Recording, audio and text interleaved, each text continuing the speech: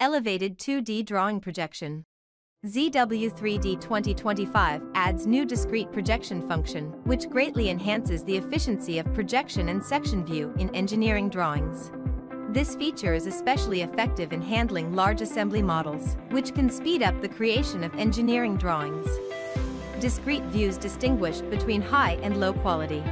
In the configuration panel under the 2D tab, the discrete projection generation mode for engineering drawings allows users to set the default quality of view projections.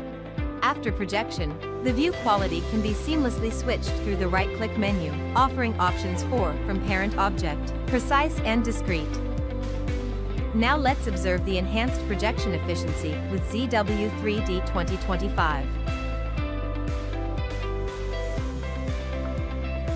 Comparing the same assembly in ZW3D 2025 and ZW3D 2024, it takes only about 4 seconds for ZW3D 2025 to complete the view projection, versus 18 seconds in the previous version.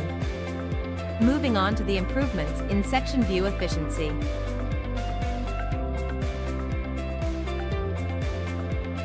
ZW3D 2025 completes the generation of the sectional view in approximately 6 seconds,